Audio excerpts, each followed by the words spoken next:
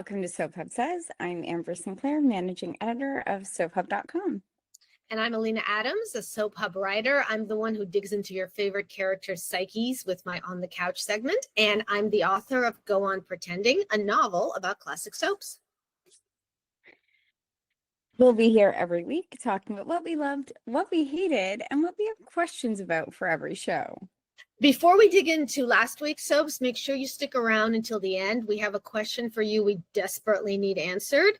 Meanwhile, here are some questions we need answered. I'm going to start with Beyond the Gates. And my question is, why is everyone ragging on Bill? Why is everyone acting like he is the one who put this whole thing together when he's the only one who actually got nothing out of this? Everybody else is getting something. Martin, Vernon, even Ted was protecting Martin. Bill got nothing out of this, and everyone is acting like this was all Bill's idea. Like he set it up, and he's the worst one. Although I do have to say, I love the moment where Nicole stormed in, and she was like, I have never liked you. And that was like every sister-in-law who has kept her mouth shut for however many years it has been since this guy showed up. I just loved Daphne DuPlais' read on that. But why are we all blaming Bill unless we're all projecting our guilt onto Bill? As I said, I write the On the Couch segments, so I love to dig into characters' psyches. So that's my first question. My second question is, everyone keeps saying, well, we needed Martin to stay out of jail because he enacted actual change in the system. What change was that?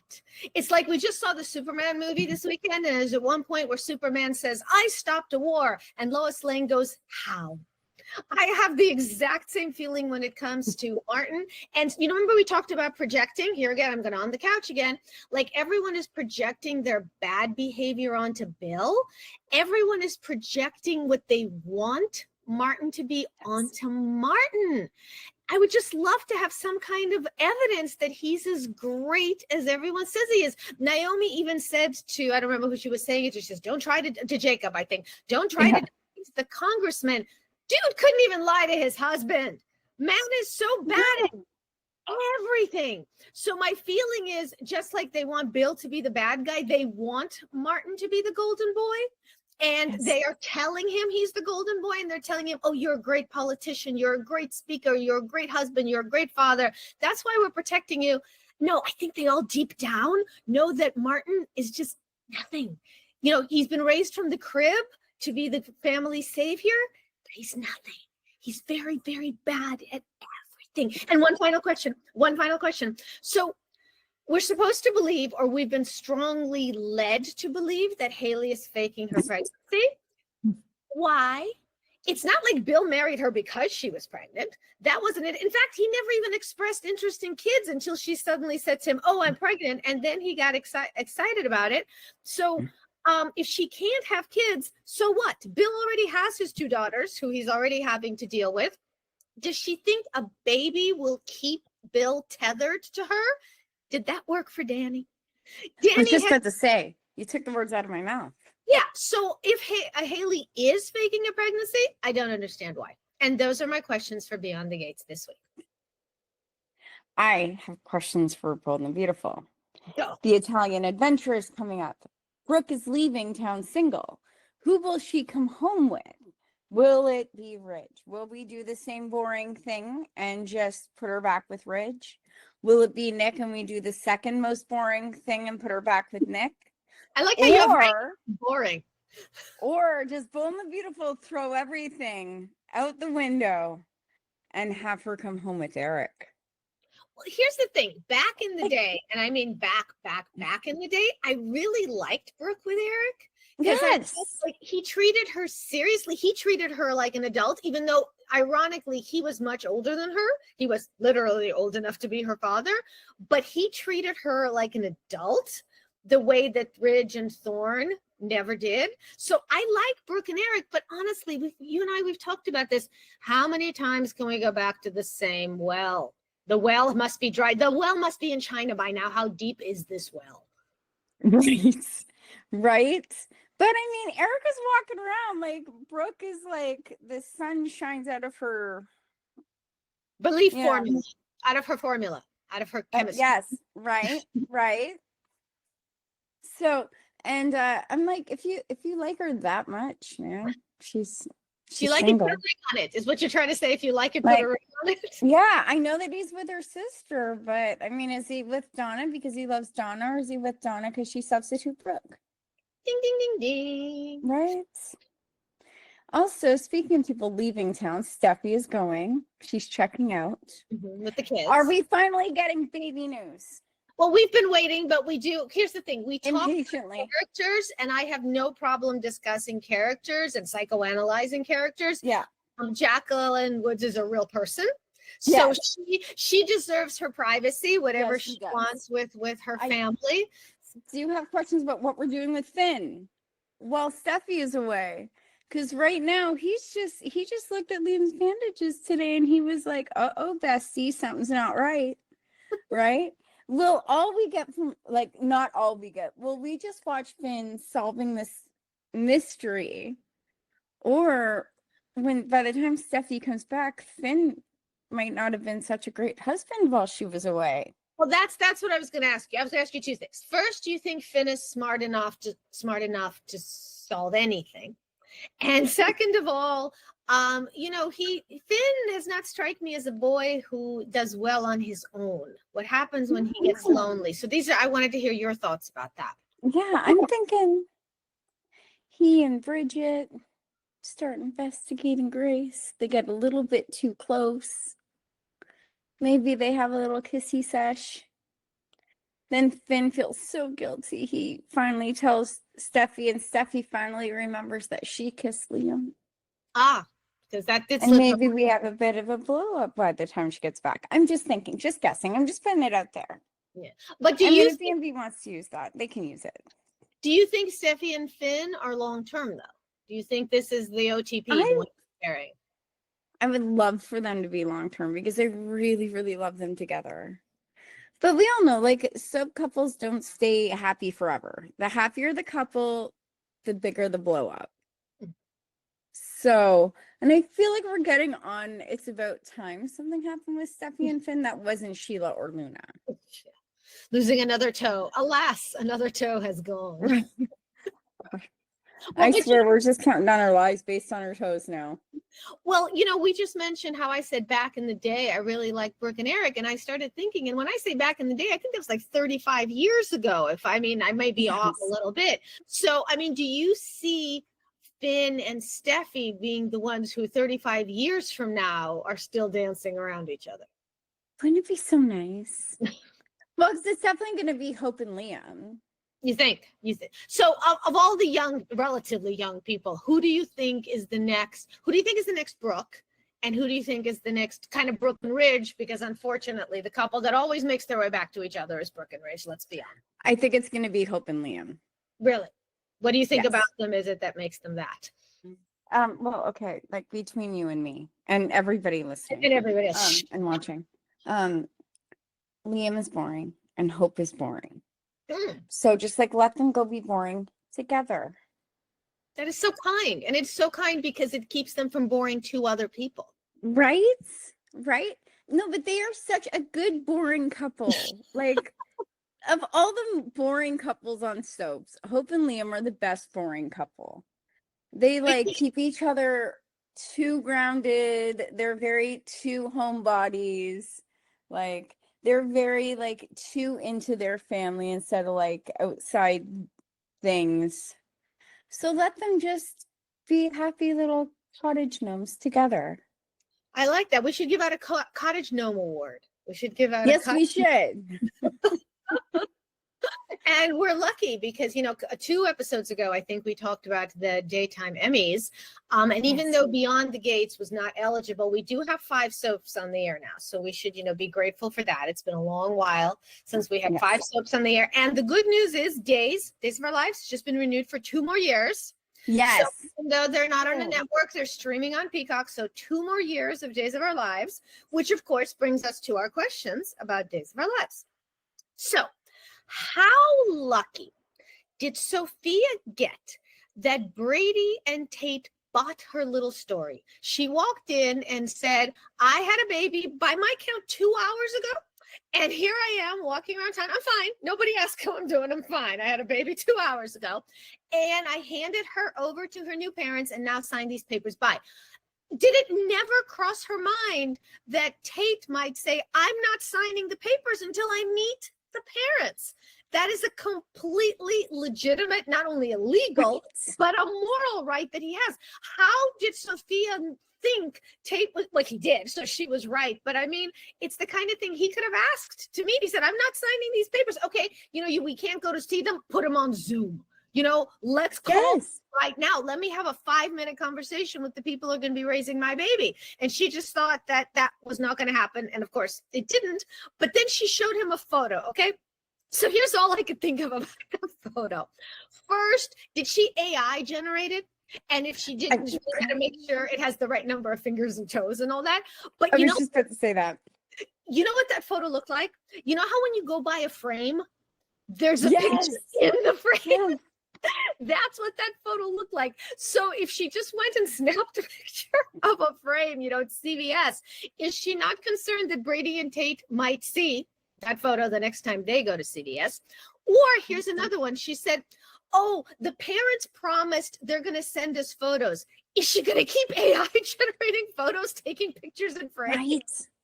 Right. Also, did she really think in a small town like Salem, word wouldn't get around that she was supposed to be having a boy? Yeah, well, that actually, here's the thing. The thing about the boy is, they do make mistakes sometimes. Sonogram, not 100%. That one is actually the easiest thing to sort of dismiss. And I realized HIPAA is not really a thing in Salem, but in theory, it should cover it. And no matter what Sarah thinks, Sarah can't tell anybody. So that part is actually better than the part where she's going to keep sending them AI generated image. Honestly, at this point, the claiming the baby died becomes a better plan than whatever that she's come up with, especially now that, okay, come on. Is it any more obvious now that they're going to put Sarah and Brady together? 2 weeks ago, we weren't sure. This week, I think we're sure, especially when, out of nowhere and randomly, Rachel goes, what's a cool name? It's Mackenzie. The way my job was like, I was like, they didn't. They did. And Sarah goes, oh, she probably remembers that for the first year of her life, her name was Mackenzie. Didn't everybody call her Mickey? I mean, yes. I was going to say, I don't recall one person calling her Mackenzie. Yeah, they always called her legal name was Mackenzie. No, it was adorable. Actually, what Sarah came up with was absolutely adorable. A wonderful tribute to her dad. She names her Mackenzie, but everybody calls her Mickey. But the only time I ever heard them say Mackenzie is while introducing her. Yeah. Mackenzie, we call her Mickey. Yeah. And so, but it's so obvious now that they're putting Sarah and Brady together. I don't hate it. I don't hate it. Sarah and Xander girl. But I don't hate it. I don't love it, but I don't hate it. There have been worse couples. Okay.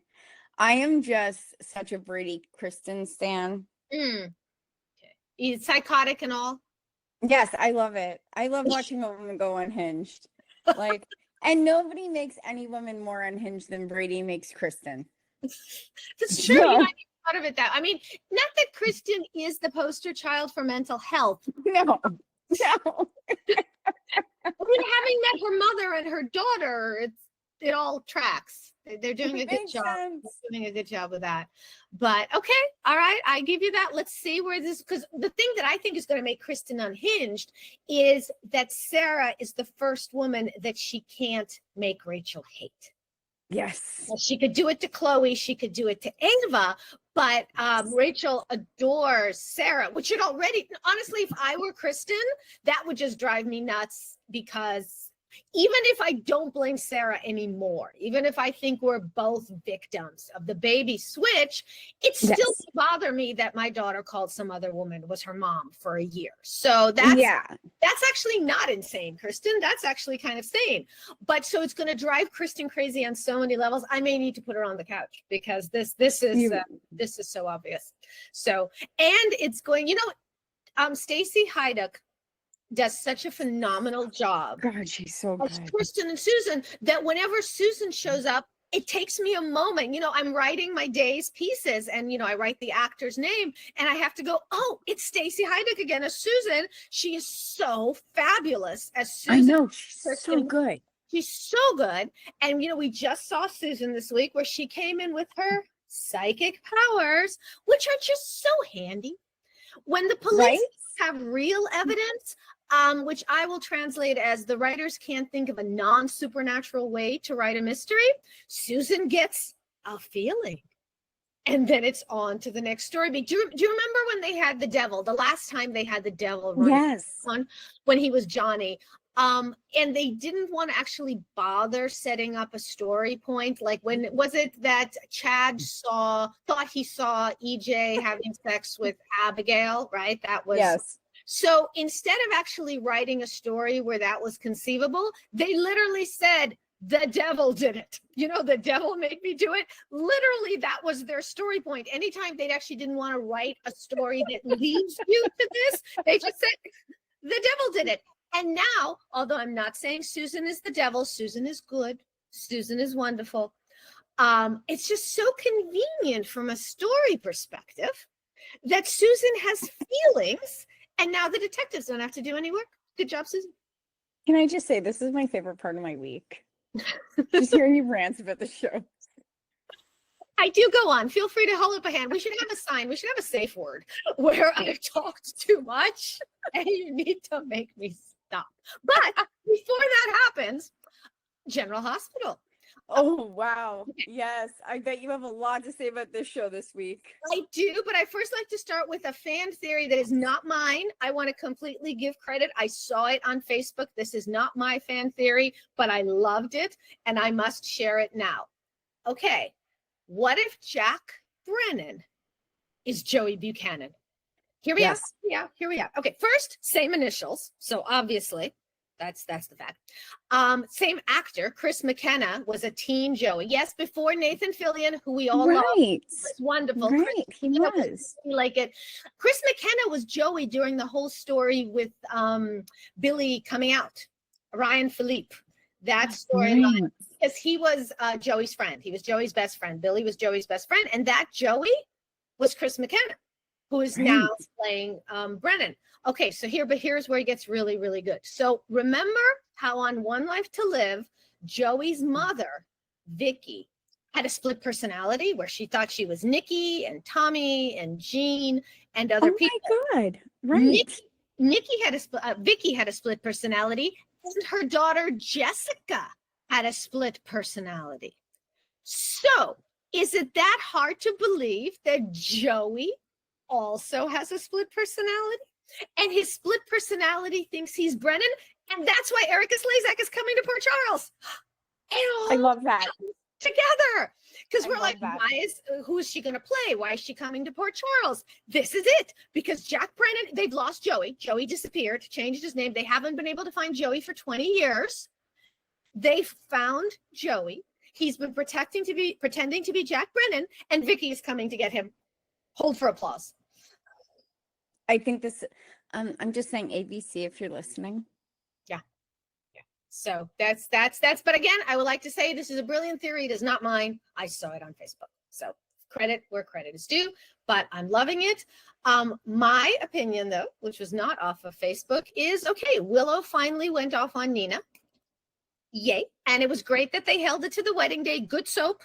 Speaking of multiple personality, ladies. Well, we had discussed about that. Remember, we thought maybe, when she was stalking Daisy, we thought maybe she was Nell. Maybe it was one of her personalities was Nell.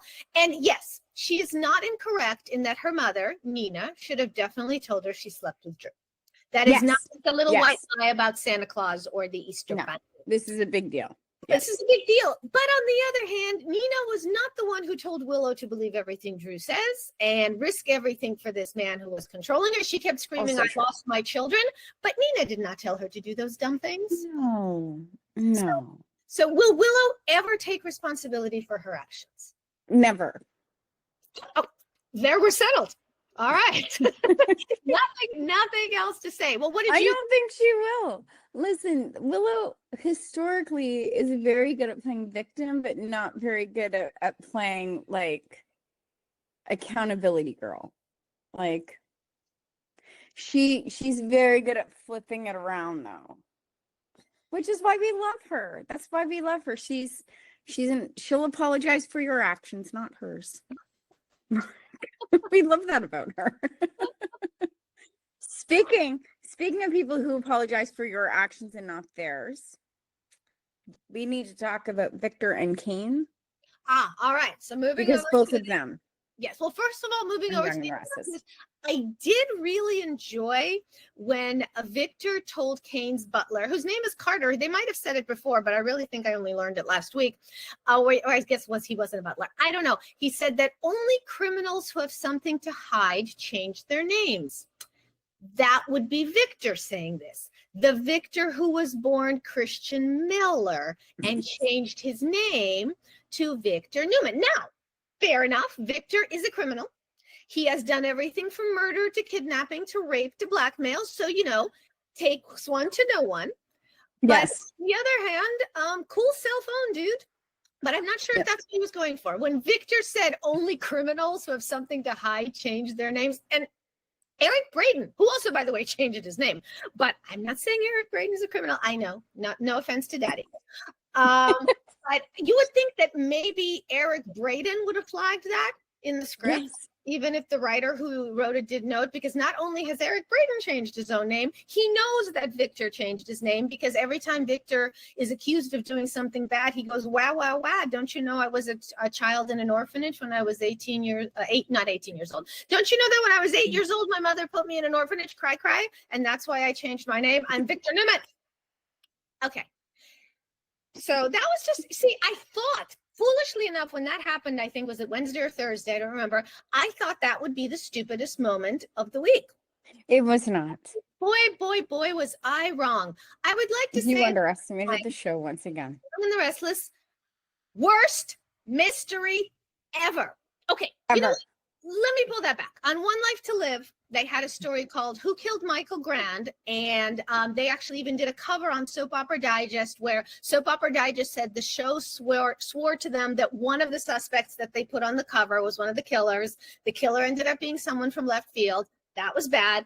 On Days of Our Lives, when they had Who Killed Abigail, was pretty bad, because Clyde was like the first person that they exonerated. And then out of the blue, it turns out, oh, hey, he's the killer for some stupid reason. And I was also, I'm bitter, because I was really loving the relationship between him and Nancy.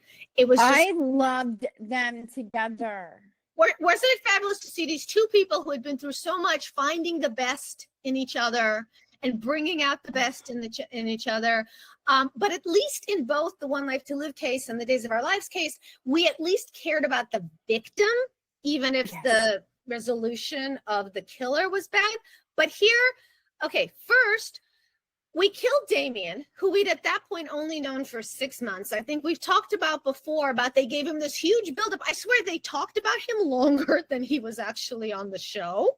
And did anybody really care about him? He was a appendage to an appendage to an appendage. Lily was the character people cared about. Nate was connected to Lily. Damien was connected to Nate, but through Amy, who people cared about more. Nobody really cared. So first we killed someone we didn't particularly care about or know, but then, excuse me, the butler literally did it. The butler, he really did it. A character who we only saw come in and out, who they didn't even develop on the, how long were they in France? 19 years? I can't remember. Right. They built the whole set. We saw Carter. Gorgeous set. I now know. We got to say gorgeous sets.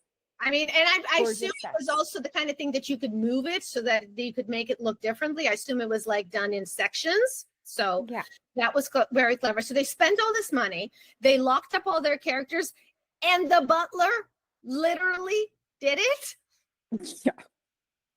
So this is it. As you all may have heard, I know a lot of words, and I use a lot of words, and I spout a lot of words, to the point where Amber needs to hold up a hand and say that will now be enough words. I have no more words. I have no more words for The Young and the Restless, except worst mystery ever. But if there's one thing we do know about soap fans, is that you also have opinions.